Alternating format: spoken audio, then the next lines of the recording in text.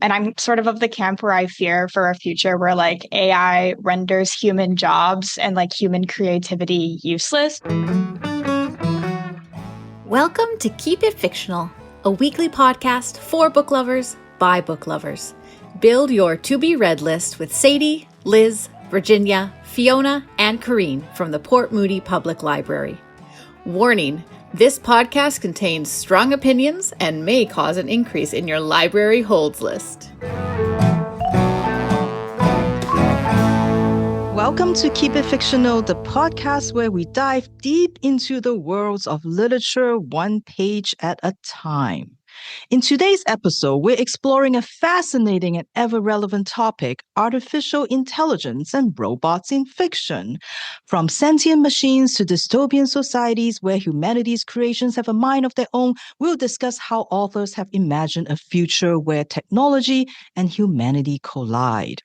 Whether it's the chilling predictions of a robot uprising or the philosophical questions around artificial consciousness, we've got books to excite, provoke, and challenge how we think about our digital future. So plug in and join us as we explore the intersection of mind and machine in literature. Obviously, I did not write that.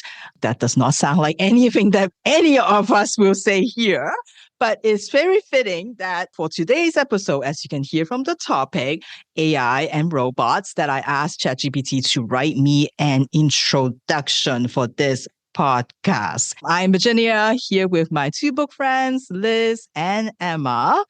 And I think on Keep It Fictional, we try to keep you up to date with what's hot, what's trending. So I feel like it's only fair that if we have to do a romantasy episode, we should do one on AI. And I want to thank Liz and Emma for being here for this. AI, of course, sort of all the rage in the past few years because I think it's become a little bit more, some of the tools that it does, it's become more like, being used by public. But of course, fiction authors have been writing about robots, about AI for many, many years. It's a really interesting way, I think, to explore what does it mean to be a human? What makes us different? And I think using a speculative fiction lens, you really do gain kind of a way of looking at like, what is the essence of a human being in sort of a different way? And I love like how authors use this to explore questions that I think, many of us might be thinking about. And so I've always really enjoyed kind of robot fictions. And I know that may not be a shared sentiment among our book friends here, but looking at books that my book friends are bringing to the show today, I feel like all of us were able to find a robot book or an AI book that is within their wheelhouse and something that, in a format or in a genre that you will read. So I'm very excited to see all the different kinds of robot and AI books that is going to be out there today. So I think before we do that, I would like to ask our question for today first. Can you tell me what is your favorite fictional robot or AI? I don't think I've read a lot of books with robots in them. So I like the other night I Googled like fictional robots just to be reminded of what fictional robots I was even familiar with. But I've always been a big fan of Studio Ghibli films, and I really love the robots from Castle in the Sky. I don't know if they have like a name or a title or if they're just like the robots that care for Laputa, but I find them very gentle and very wholesome. So I've always quite liked those. I like R2-D2 from Star Wars. He was always my favorite playable character in the Star Wars video games. The Iron Giant is a classic from my childhood, if people are familiar with that film. And kind of a more recent one that I discovered, I don't know if you two, Liz and Virginia, have seen Buffy the Vampire Slayer, but there's a bit about halfway through the whole show's run, maybe a little over halfway through, where one of the characters has a Buffy bot built for nefarious purposes. But they do use the Buffy bot as kind of comedic relief in a lot of points. And I find that to be very funny. I think it's very funny to watch Sarah Michelle Gellar try to like play Buffy, but play Buffy as a robot. And I think she adds quite a bit of humor to the show. So I do like the Buffy bot. Yeah, some common ones there, like the Castle in the Sky robots, Iron Giant, so in film and in book. Also kind of thinking of Baymax from Big Hero 6. It's like the Stay Puft Marshmallow guy and just wholesome. Just so wholesome. He just wants to be part of the gang. And then, of course, Wally. Like, it's just So cute. I think that was probably like the first mainstream popular culture film where I was like, ah, robot, that's cool and that's cute. And like I was actually interested in what he was doing and kind of like what a future world might look like. How about you, Virginia? Definitely the ones that you mentioned, Laputa's robot. And yeah, you're right, Emma. I don't think if there's a name. Have to look it up. Reference question. And then like Iron Giants. But I think for me, it was always going to be Astro Boy. Astro Boy has always been my favorite. When I went to Japan quite a while back, I remember bringing home like the whole series of Astro Boy manga, even though I cannot read Japanese, but I have it just because I want to own it. Astro Boy, of course, written by kind of the godfather of manga, Osamu Tezuka. And I also remember bringing home a Astro Boy alarm clock that sings the Astro Boy theme song when it plays that I'm not allowed to use anymore because my husband hates it. But yeah, Astro Boy will always be my robot, I think. But yeah, like you're right, Emma. Like I was kind of looking to like, oh, like there are actually a lot of robots around. Like kind of forgot about them. And when you look at the list, I'm like, oh yeah, that one and that one, so there's actually quite a lot. Again, robots show up. I didn't know that robot shows up in Buffy. Like that was kind of a surprise to me from the very little that I know about Buffy. I'm just like, there's a robot? Oh, that's interesting. But yeah, so anyway, all right, thank you for sharing. So we're going to go into our books. I'm going to go first with my book. And as I mentioned earlier in my introduction, authors have been writing about robots for many, many years. And so my book is actually written in the 60s. But this year, there's a new translation that's been put out by NYLB. The book is called The Singularity and it's by Dino Buzzati, translated by Anne Milano Appel. Buzzati is an author that Mark actually talked about on the show. And I thought it was he who introduced me to it. But really, I realized that that's not true. Because after reading the short story collection Catastrophe earlier this year, I went to look up and see what other books he has written and discovered that I actually own a Buzzati book from my children's librarian's days. The book is called The Bear's Famous Invasion of Sicily. And at that point, it was a book actually introduced to me by Lemony Snicket. Of course, a series of unfortunate events was huge at that point. And so, I was looking forward to some of the other reader likes, and Snicket blurbed the book and also had written an introduction for the edition. So, he's the one who recommended this book. And I, see how much attention I was paying at that point. Did not realize that it was a Buzzati book, but actually I have one of those. So I need to get back to that because I can't quite remember what happened in the book, which is typical of me. But The Singularity is the latest book that I read. And this begins very similar to the Novices of Lerner by Bonomini that I talked about earlier this year, where our main character received a cryptic letter saying that we have a job offer for you. So in our case, we have Professor Ermanno Ismani, who got a letter one day from the government saying that they have a job offer for him and he should come to the office to discuss. And when he finally met the colonel, he learned that they would like to offer him a job where he has to relocate for 2 years to work on this project. And that's all the information that he got. He tried to ask, well, where do I need to relocate to? Oh, well, that's secret information. Okay, well, then can you tell me more about the project? Like, what will I be working on? Well, that's confidential. Okay, well, can you at least tell me, like, why I'm being chosen? Like, why me? And they're like, we don't really know either, but that was just the order that we were given. And this is the offer that you have. And of course, Ismani can't really say no to the government. So he did decide to accept this. Not that he has a choice, but luckily he was able to bring his family with him. And the journey to the place where he's supposed to relocate to was also very convoluted. Like, he was picked up and then driven to checkpoint after checkpoint. And every time there would be like a changeover of people. And at every checkpoint, he tried to get a little bit more information about what he is getting himself into. And they can't tell him whether they don't want to tell him or whether they don't know. It's kind of hard to tell, but like they all claim that they have no idea what is going on. And Ismani thought, you know what? I bet it's something like maybe a nuclear reactor. Maybe that's what they're working on. But that really begs the question, like, but then why me? Because he has no background. He has no expertise in this field. He has no idea why they would pick him to do work on this project. When he finally arrived at Military Zone 36, he is faced with this giant research complex that has like a defining feature being this like really shiny kind of white wall. And he can't really see what's there. The only people that work there are the military, who's supposed to be protecting this place, I guess, from intruders. Even they don't know what's inside because there are only two people who are allowed to know what's actually in there and what they're working on. And those are the two scientists that works there that he met over dinner. And so Ismani, first day over dinner, is like, okay, I'm here now. Can you please tell me what is it that I am supposed to be doing here? Is it an atomic bomb? Is that what we're building here? And they're like, oh, no, nothing dangerous like that, but a lot more powerful. And when our project succeeded, we are going to be the most powerful people in this world. We are going to be the masters of the world. So what could they be building that is so powerful? Well, given the topic of this podcast, you can probably tell it may have something to do with an AI. First of all, I want to just take back again my word for saying that novella makes no sense and that they should always be longer. This is something that I've said on this podcast before.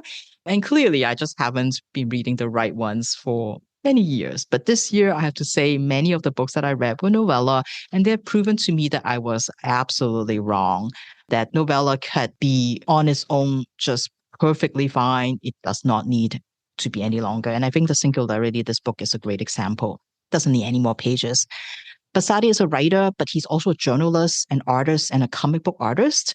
His art is actually really interesting. Like, I need to dive into that a little bit more. He has also been called the Italian Kafka, and he has been compared to authors like Borges and Calvino. And darn it, Corinne is not here to hear me talking about his least favorite author, Calvino. So you can imagine that there's going to be some existential dread involved in Buzzati's book. Often considered to be a fabulist, what makes his storytelling so effective is that his prose itself is very straightforward. It's very sparse, and he doesn't use any like flowery words, but yet he managed to make everything seem so unsettling.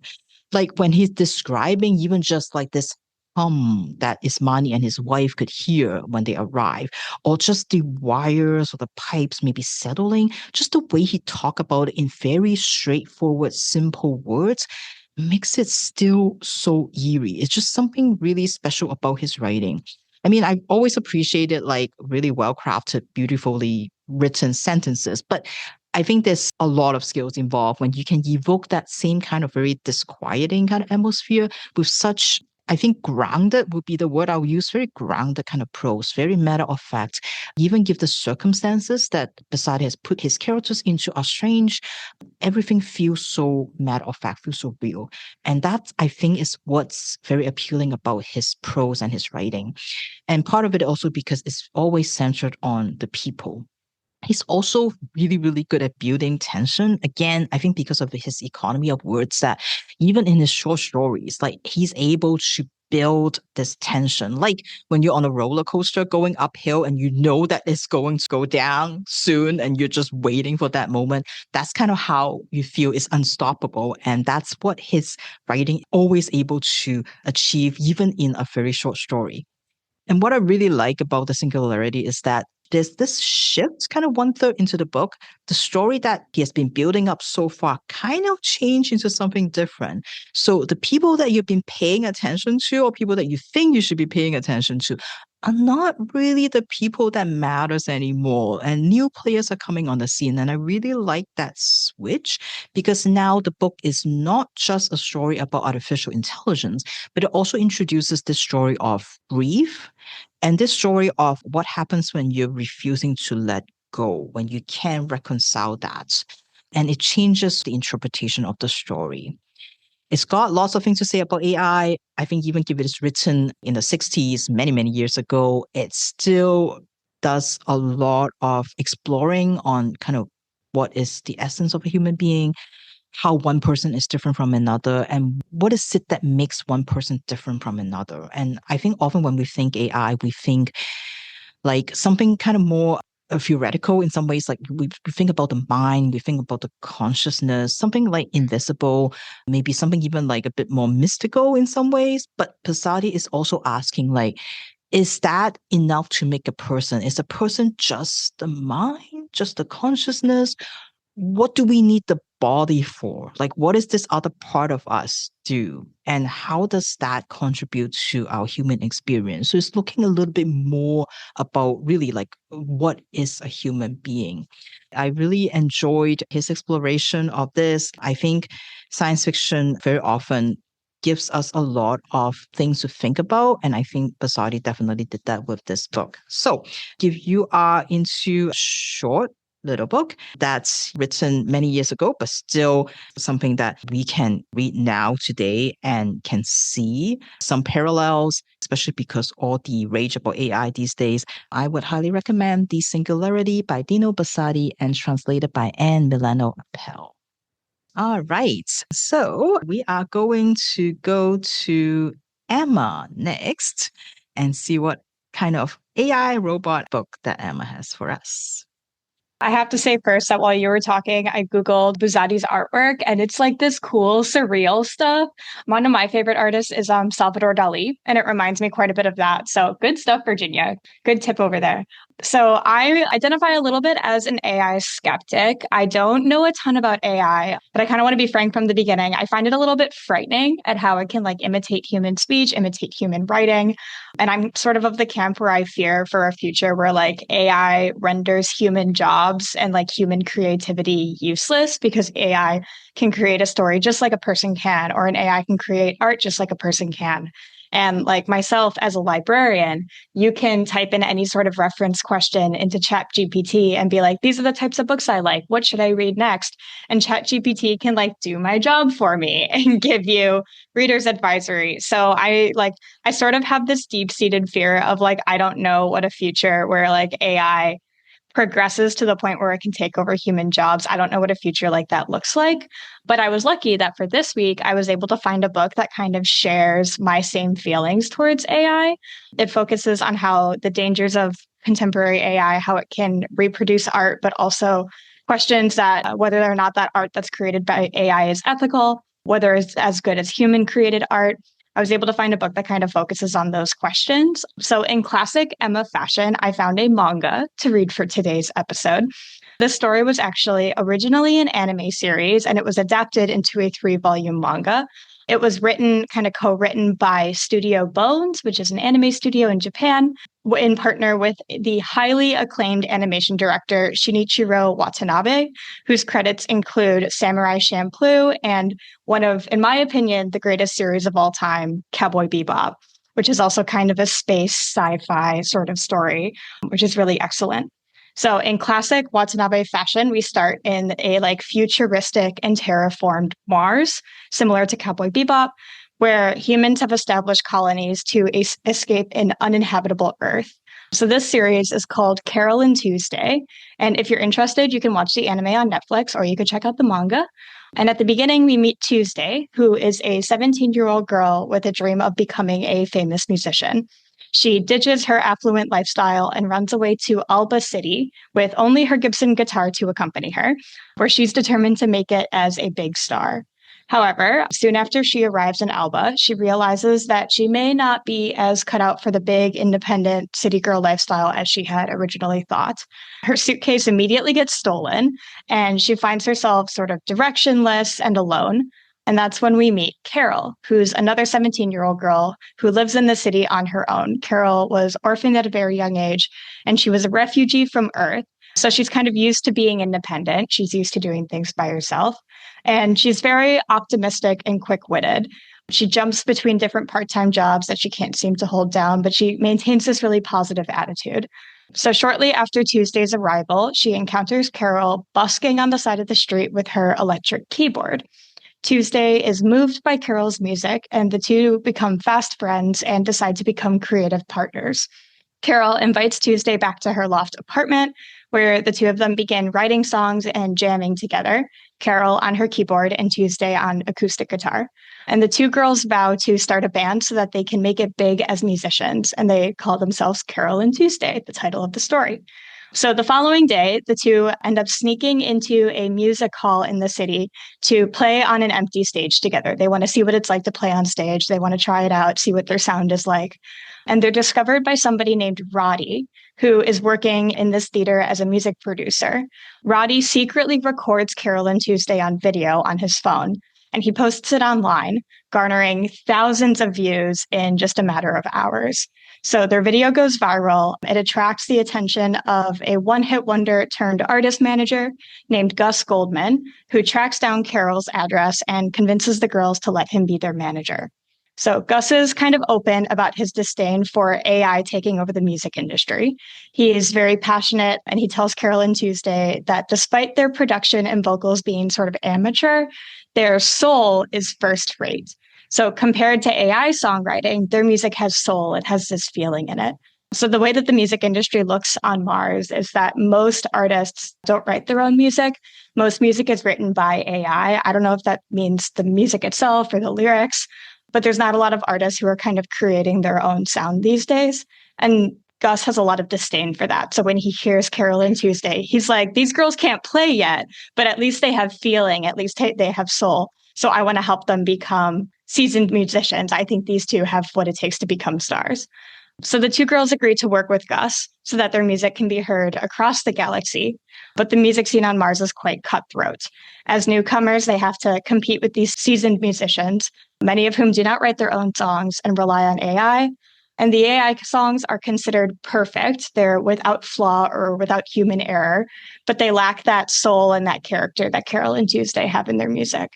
But despite these challenges, they're kind of determined that to prove that they can write their own music just as well, that they can actually write music that's better than that of artificial intelligence. We meet a few other characters. We meet a character named Crystal, who's like a superstar musician with a fan base across the galaxy, but whose songs are all AI written. And she kind of loses her connection to her music because of this. So she feels very inspired by Carole and Tuesday when she sees them. And we also meet somebody named Angela, who is a former child actor and a young model who wants to shift her focus to music. She wants to kind of enter into the music industry and change her career path. Angela ends up partnering with this kind of callous young programmer to write AI songs for her. And so she's going to perform AI songs. And the programmer, his name is Tao, he admits to preferring to work with AI over people. He sees AI as the future, sees AI as it's the greatest thing we've ever made. It can do everything better than people can. He only employs robots. He openly says that there is no need for humans. So the story itself has some interesting messages about AI and about art, about the ethics of using AI to create art and whether AI can make art that is the same quality as art that's made by people. I've always had this question of whether or not artists whose work is used to train AI, whose work is used in machine learning, whether they get paid for that art, whether they get paid for that work.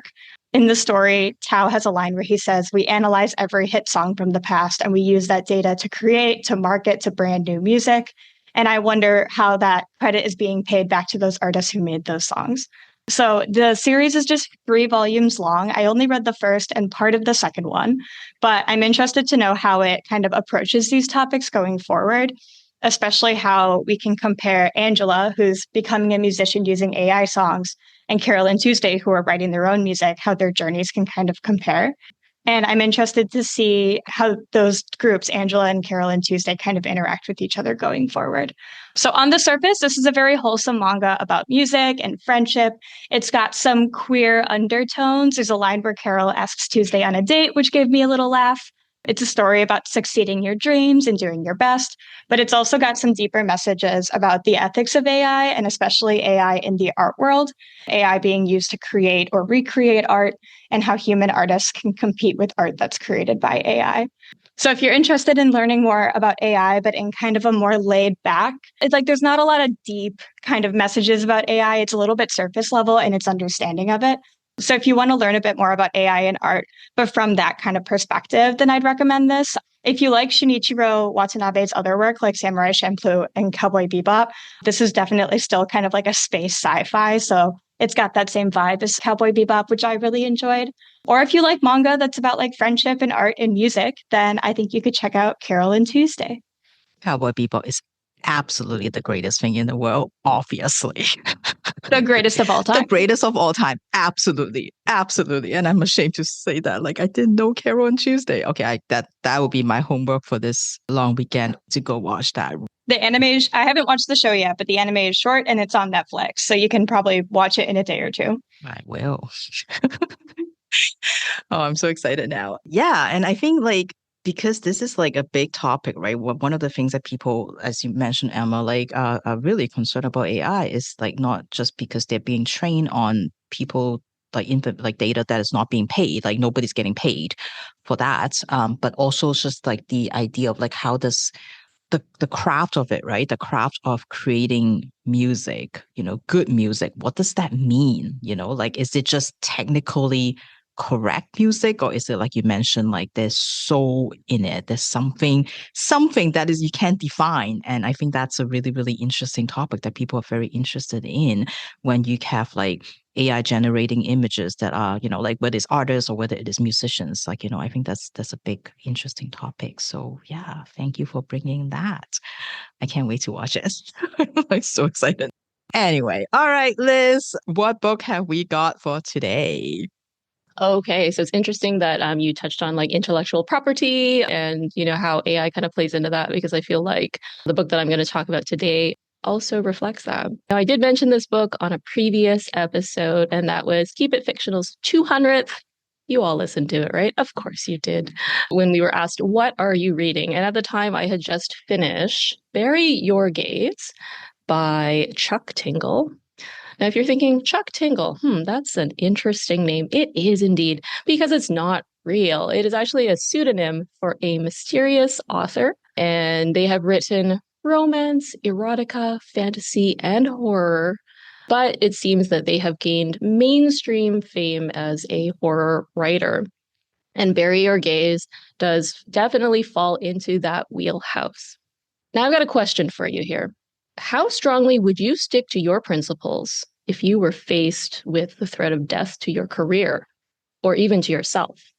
Misha Byrne, the protagonist of this story, has faced this. Now, he is a Hollywood screenwriter who has over the years accumulated a fan base for his TV series and films, a modest fan base. A lot of his writing is based on his own life and experiences, and has been a way for him to sort of find healing and to express himself in ways that maybe he hadn't always felt able to in real life. Now, while he's received steady work, it hasn't been until his recent Oscar nomination that he's achieved the next level of fame. So they're waiting for the results of the Oscars. The night is coming up, and he's become a big deal.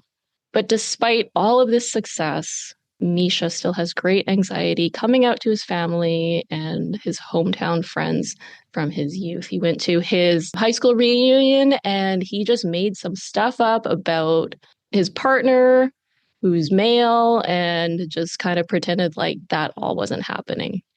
Now, going back to the present day, into his career, anticipation is high for the season finale of his long-running streaming series. I would think of it as something akin to The X-Files, except it's got two female leads. And just like Mulder and Scully, the tension between the two is palpable. So with the last episode of the season coming up, will we finally see them get together? Now, that's the story that Misha is intending to write to give his queer characters a happy ending. However, he's called into the studio boss's office. He thinks that Jack is going to praise him and congratulate him for the Oscar nomination, or maybe talk about some new projects that they can work on. But he's informed that he's going to have to change the script for his season finale. If the characters are going to come out, then they'll have to be killed off. We can't have gay characters with happy endings, according to the studio. Now, apparently, the board, quote unquote, has run some numbers and algorithms, and they seem to think that audiences don't want to see LGBTQIA characters succeed or to be content in their lives. Their rationale is it just won't bring in the money. It's a numbers game. That's all it is. But despite the risk to his job and a potential lawsuit, a breach of contract by the studio, Misha is adamant that he won't be killing off his characters or leaving them closeted. He is determined to see these characters have the ending that they deserve. He's disgusted that any support for his inclusion of queer characters is performative by the studio, accepted and even praised as long as that inclusion translates to sales. Now, this is where another horror begins. At the end of a night out with his best friend Tara, the pair walk past a creepy-looking guy who asks them for a light for his cigarette.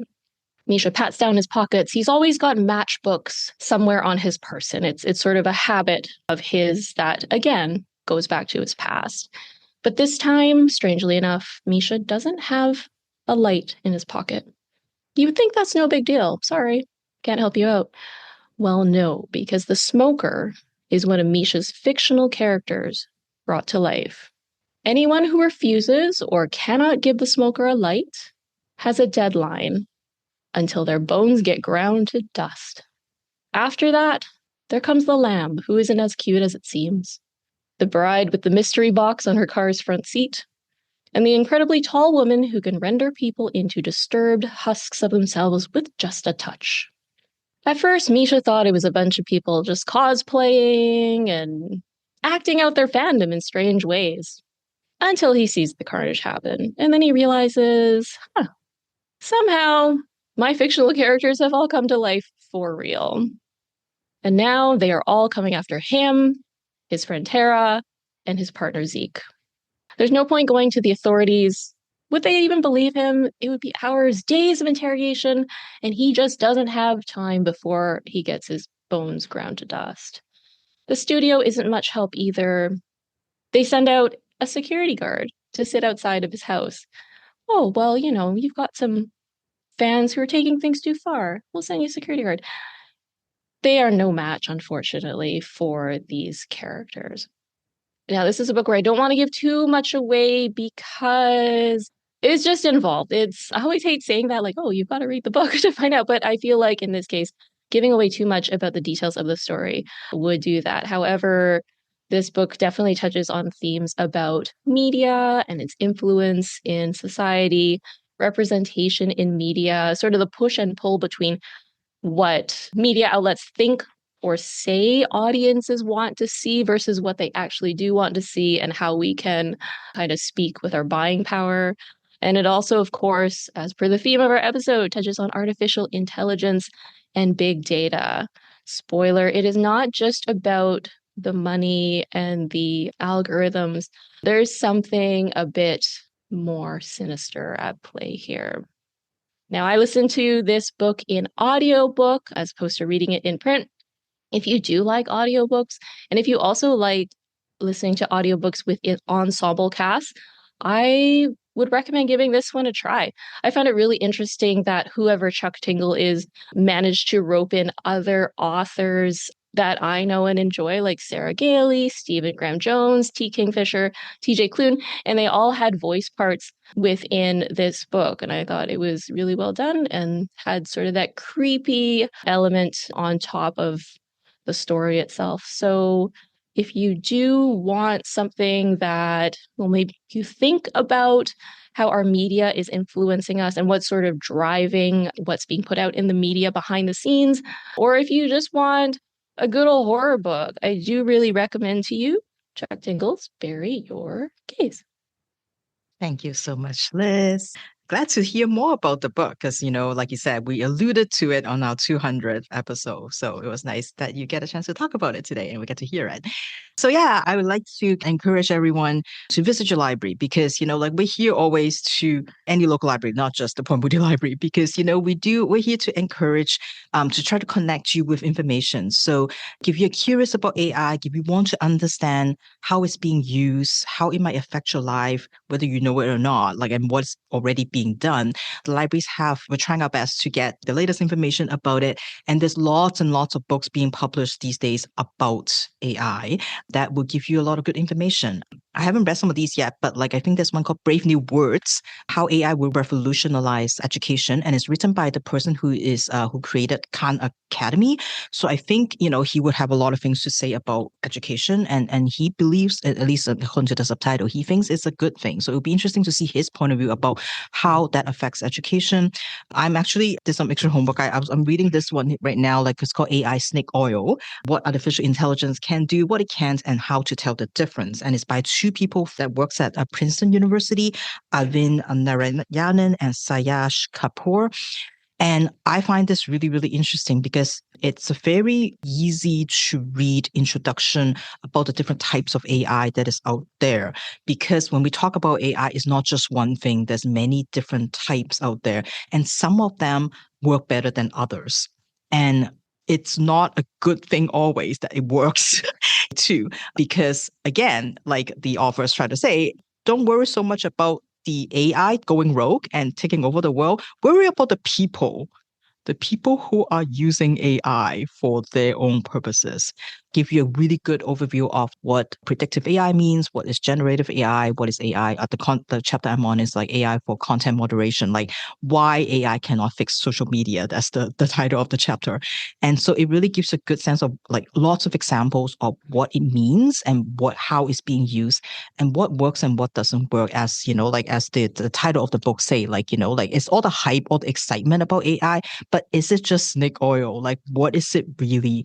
And I think with all the examples that it provides, it gives you a good reason for like, well, what should you be asking? What kind of questions should you be asking when you hear a story or you read a news story about the latest AI thing? And just, really understanding like how we should approach it. What are some of the things to watch for? They also talk a lot about the harm and the inequality that AI could be perpetuating against certain races, against certain groups of people. It's a really interesting take. They are not necessarily just skeptics about AI. They know a lot about it. They're experts on it. In fact, they're considered two of the 100 influential people on AI, according to like some chart that is. I really think it's nice to read about like just kind of cut through all the like the hype and just really get to like, okay, what is does this AI actually work and what is it actually doing? And it's scary how it's already being used in so many places and so many areas that we don't know about. So yeah, so I find that there's lots of really great reads that are coming out that is on this topic. Yeah, because sorry, I was just thinking it's so similar to your book, and I was like, oh yeah, there's another great one that I feel like would really complement your book. Also featuring a person on, maybe it's the same list, the Times 100 most influential in AI. And it's by Dr. Fei Li. They're one of the most like they were at the forefront of AI technology and they wrote a book called The Worlds I See: Curiosity, Exploration, and Discovery at the Dawn of AI. And it's like a biography as well as really like introducing at a really basic level what is AI, how did it develop into what it is today, which I found really helpful because that's not really my wheelhouse. So yeah, I just wanted to mention that one. I have one as well. I haven't read this one in full, but I remember talking about it when I was at the UBC iSchool. It's called Algorithms of Oppression: How Search Engines Reinforce Racism. And it was written by Safia Noble, who it looks like, if my information is correct, it looks like she is a professor of gender studies and also information studies. And she has a master's of library information science from the University of Urbana-Champaign. Shout out to Liz. But yeah, this is the one where we had discussed a little bit of it when I was in class. And it's really fascinating because it talks about how search algorithms reinforce racist notions and reinforce kind of racist stereotypes. So another cool thing to think about if you want to learn more about AI. Yeah, and I think we were talking about yesterday just among our coworkers, like, there's users for it. And like these offers, they are like working in the field and they understand that there's like definitely good uses of it, but it's important to recognize what is being used for and how it's being used and the problems that it could cause. And also that like there are a lot of claims about what AI can do. They're just not true. Like they're just like the stuff that like they were saying, like predictive AI is not something that works at all. And so it's really interesting to hear people who like, like all of us, we're not AI experts, but all these people are. And there's some very, very smart people writing about them from many different lenses, and to help us really understand this technology so that we are not like, it's not just like saying that they're all like scary and stuff, but there's like, like it's important to be critically looking at them. So, and these books really help, and these authors and help us do that. So yeah, so lots and lots of books to check out at your library. I can only imagine there are going to be more AI books that all libraries will have. So do visit your local library and check them out if you're curious about AI. So thank you again, Emma and Liz, for being here with me. We're looking forward to another episode next week. And I think just a little like foreshadow is Emma's one of Emma's favorite thing next week. So and Liz will be joining us too, right, Liz? Yes. Okay. Yeah. So Liz will also be here. So, like I hope you will also join us next week. So until then, happy reading, and I will see you next week. Bye-bye. Thank you for listening. If you like our show, please tell a fellow book lover about it. You can find a list of all the books we discussed in our show notes. Join us next week for another fun book chat. Until then, keep it fictional.